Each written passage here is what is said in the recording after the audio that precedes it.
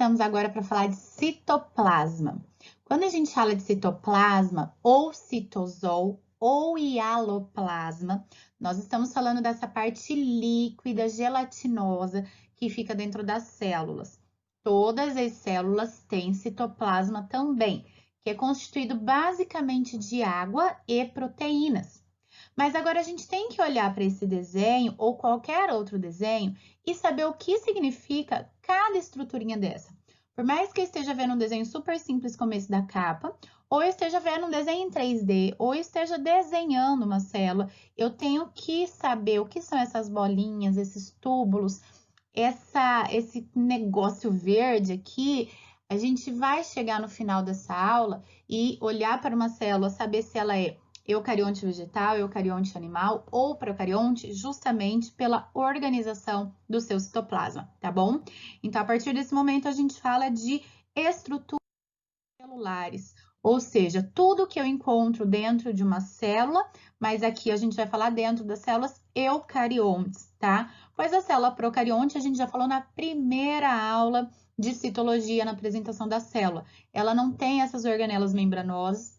A célula procarionte, ela tem basicamente membrana, citoplasma, material genético e ribossomos, tá? Agora a gente está falando de uma célula que tem, olha só que lindão aqui, tem um núcleo e tem diversas organelas para a gente saber a função.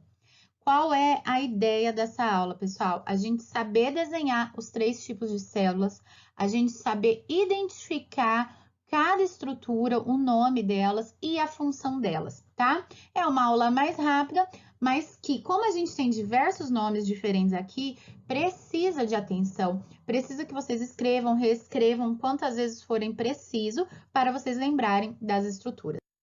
Vamos começar olhando para o núcleo. Nas células eucariontes, a gente tem um núcleo.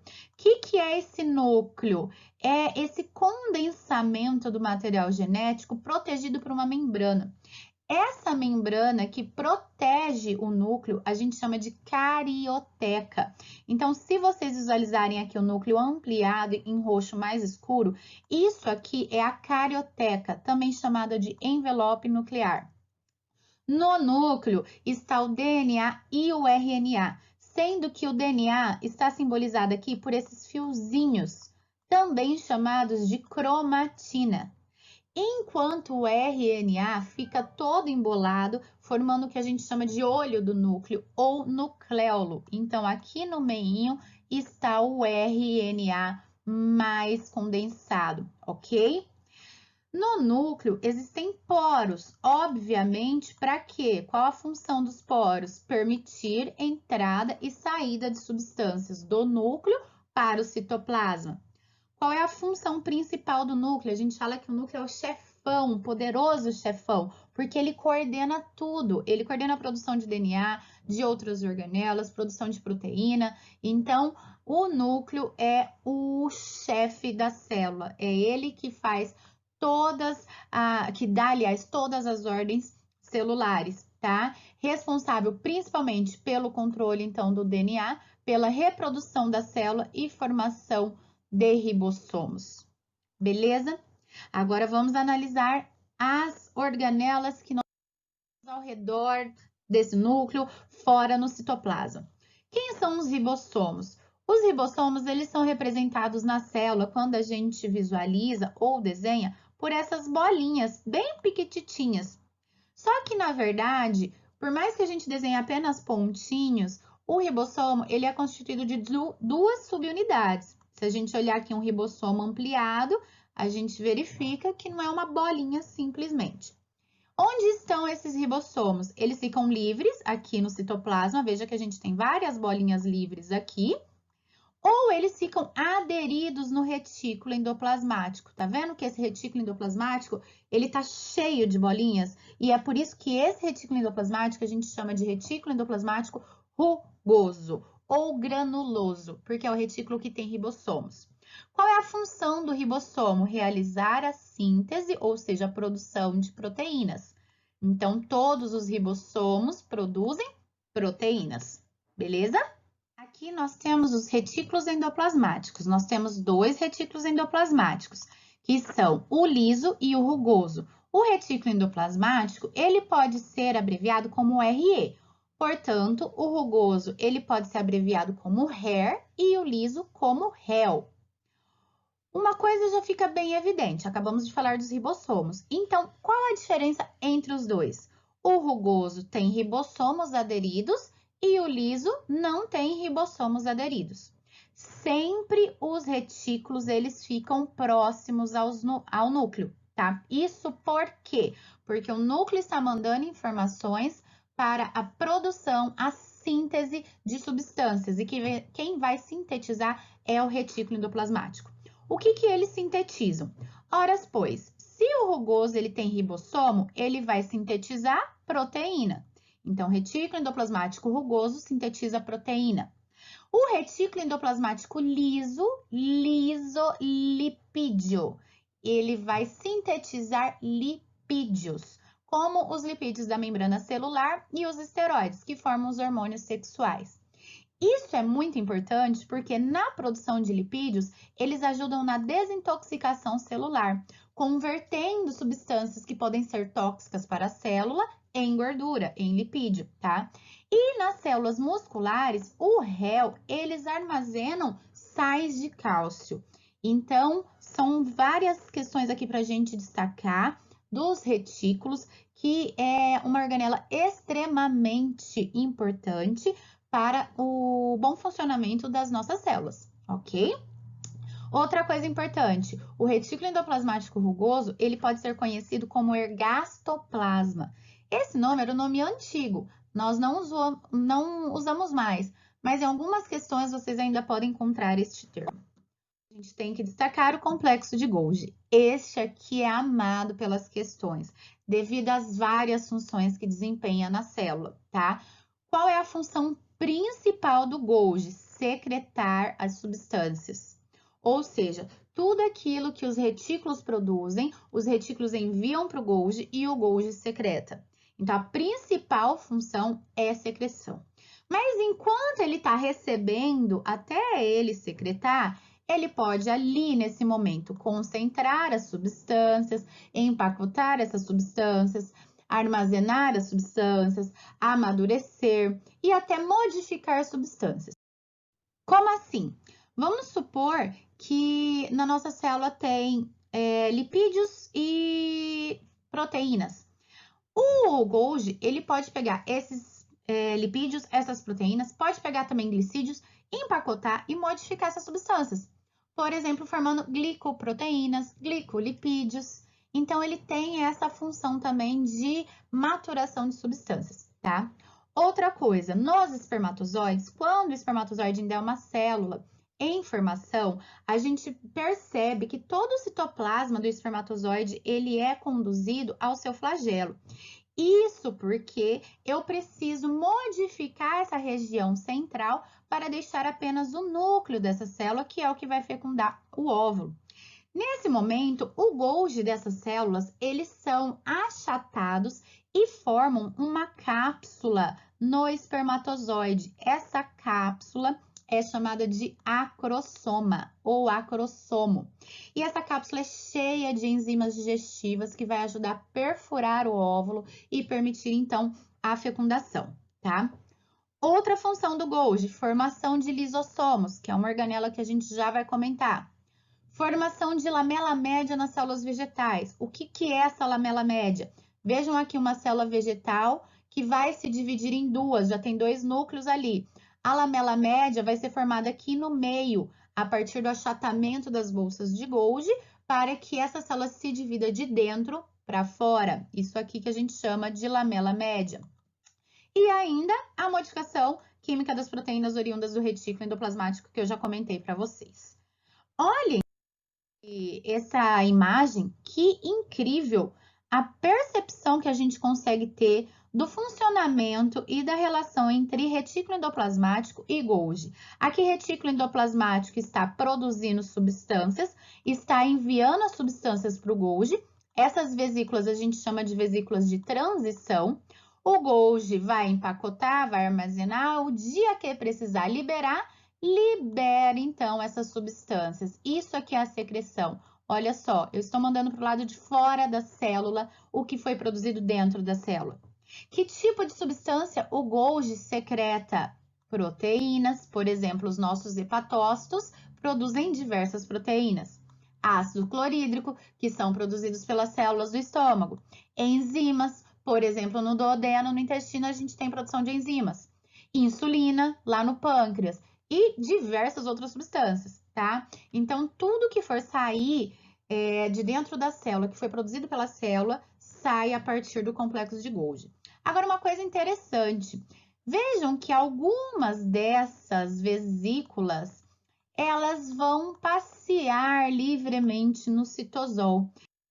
Dessa maneira que a gente forma os lisossomos. Então, os lisossomos são vesículas do Golgi que saíram, não foram secretadas e ficaram ali no citosol. Portanto, a origem de lisossomos é o complexo de Golgi. Como essa vesícula está cheia de enzimas e a função de enzima é digerir, a função então de lisossomos é a digestão, tá? Ou seja, tudo que for necessário digerir, matar, acabar, dar fim, são os lisossomos que vão lá e vão atacar essa partícula. Que tipo de partícula?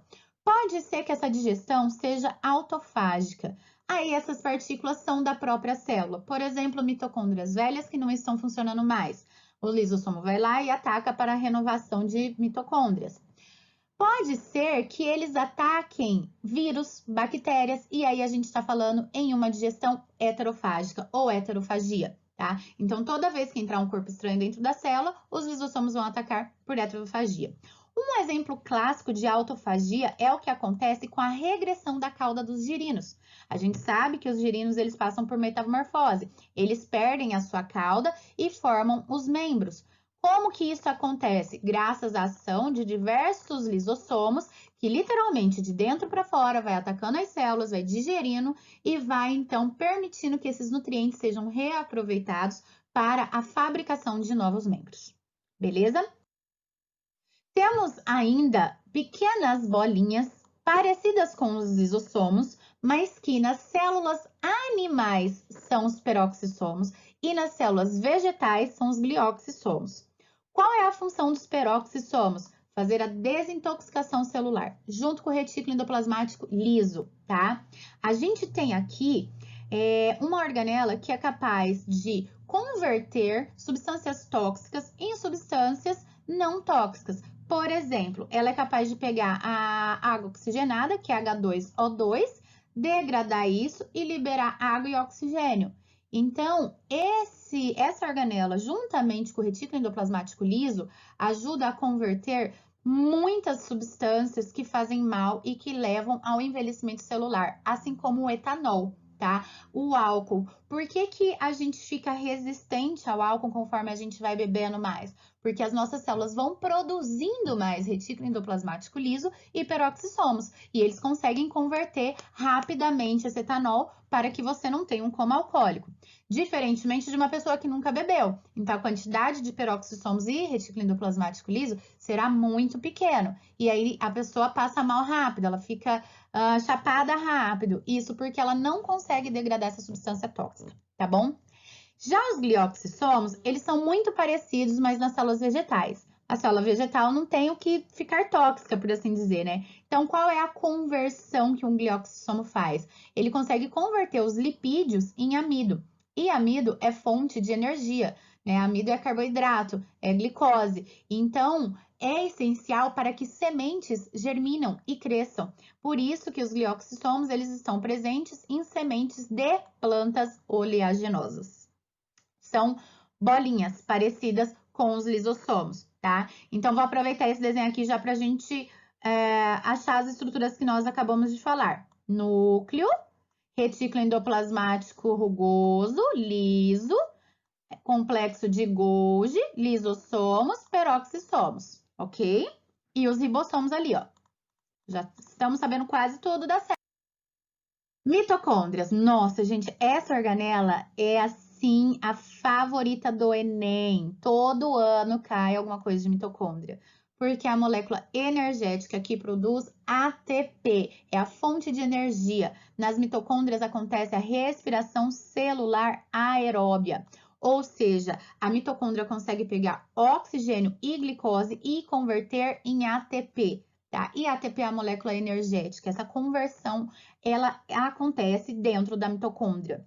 Obviamente, então, que órgãos e partes do corpo em geral que precisem de mais energia terão mais ATP, como por exemplo, terão mais ATP não, usarão mais ATP e terão mais mitocôndria, como por exemplo os nossos músculos, tá? Então, aquelas células que têm uma demanda energética maior, elas apresentarão mais mitocôndrias. Agora, uma coisa que é muito interessante, quando a gente olha essa mitocôndria, tá? Essa aqui é uma micrografia eletrônica de varredura e aqui, obviamente, é um desenho didático para a gente entender. Nós percebemos que as mitocôndrias têm duas membranas, uma externa e uma interna, que ela tem ribossomos e DNA próprio. E o próprio, ele foi herdado da mãe. Isso aqui não podemos mais nos esquecer, tá?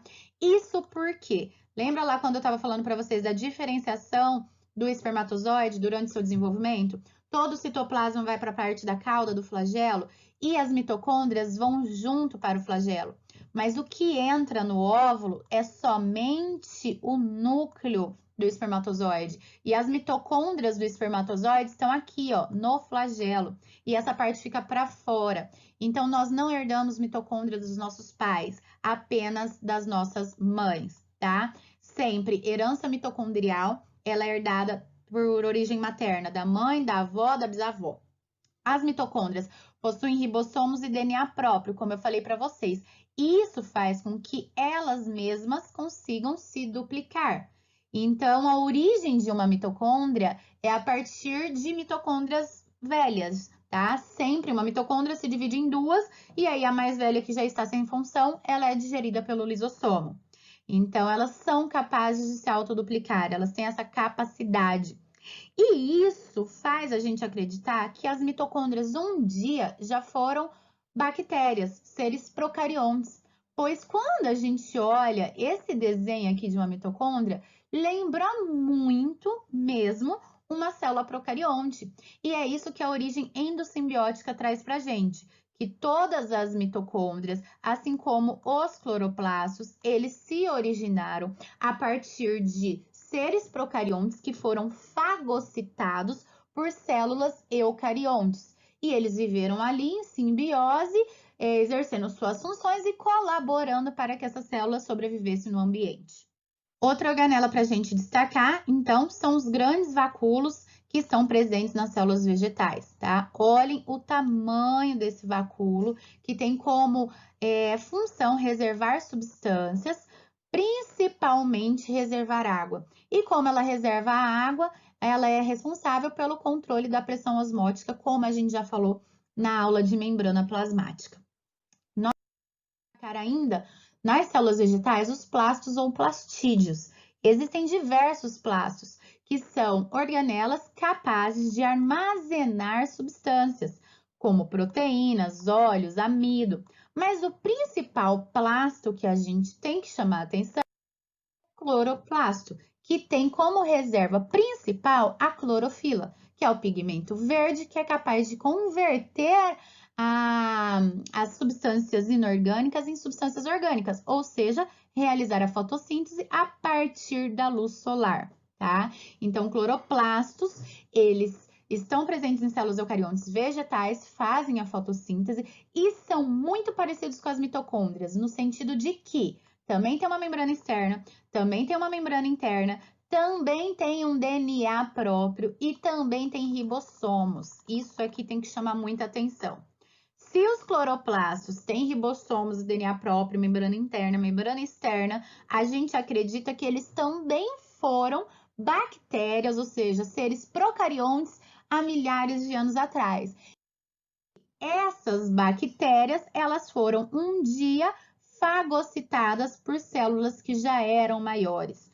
Vejam que esse esquema é maravilhoso, explicando a endossimbiose, tá? O que é essa teoria, então? É uma teoria que explica como as organelas surgiram, como a mitocôndria e o cloroplasto surgiu. Acredita-se que essas organelas eram bactérias que foram fagocitadas por células maiores, eucariontes. Ou seja, elas adentraram, não foram digeridas pelos lisossomos e viveram ali super bem, ajudando as células com o seu metabolismo, tá? Lembrando também que o cloroplasto, assim como a mitocôndria, é capaz de se autoduplicar. E temos que destacar ainda o citoesqueleto. Citoesqueleto, esqueleto da célula, que é constituído por diversas proteínas que vão dar a forma, a sustentação e os movimentos celulares. Nós temos 3 tipos de citoesqueleto para destacar. Os microfilamentos, que são compostos por proteínas do tipo actina, os microtúbulos, que são compostos pela proteína tubulina, e os filamentos intermediários, que são compostos pela queratina. A gente ouve bastante falar, né, em reposição de queratina para célula, para pele, nananã, para cabelo. Por quê? Porque essa queratina é justamente o que dá a sustentação, suporte, resistência à célula. Os centríolos estão presentes principalmente em células eucariontes animais, sendo que a gente não encontra nos fungos, tá?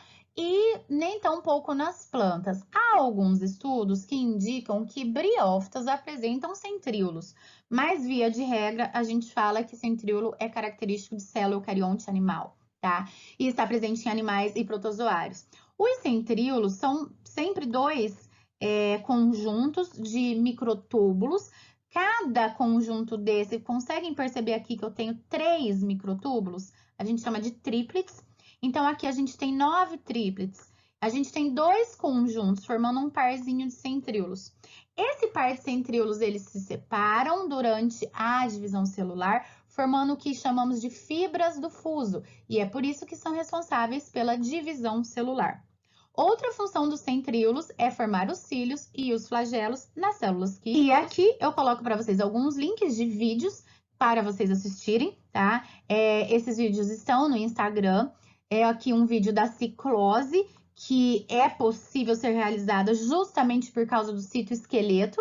O que é a ciclose? Esse movimento interno citoplasmático, que também permite o deslocamento de células, como os nossos macrófagos, e de seres unicelulares, como as amebas, tá? Esses vídeos são incríveis e vale a pena assistir. Tem vários memes e desenhos na internet. Por exemplo, esse aqui é super bonitinho, para a gente cantar no ritmo de ciranda, cirandinha, tá? Então, minha voz é horrorosa para cantar. Vou começar, vocês terminam. Mitocôndria, mitocôndria é quem faz respiração. Ribossomo sintetiza proteína de montão. O complexo de Golgi armazena a secreção. E vocês continuam depois para prestar atenção, tá bom? Só essa figurinha aqui bonitinha aqui, né? Todo mundo falando aqui o núcleo. Todo mundo fazendo o que eu mandar agora. Ele é o chefão. As mitocôndrias, sai fora, núcleo. Já falei que a minha replicação é independente, porque elas se dividem independentemente. Aí aqui os ribossomos. Tem muito códon para pouco anticódon. Isso aqui é da aula de reprodução, aliás, de produção de proteínas. Depois a gente vai entender o que é códon e anticódon. Lisossomos. Alguém tem um estomazil aí? Não estou digerindo bem. Retículo endoplasmático. Quando você acha que vai ter um descanso, o fígado resolve fazer desintoxicação. Golgi. Ainda tem muita coisa para empacotar? Estou ficando complexado. Complexo de Golgi. E aí, aqui a gente tem a membrana plasmática. Não é qualquer um que entra aqui não, meu irmão. E é isso, gente, tá? Espero que vocês tenham gostado. Tentei fazer mais rapidinho para não ser cansativa a aula. Revejam quantas vezes quiserem, manda as dicas, as dúvidas, tá? Deixe seu like, manda para os amigos. Bons estudos. Um beijo!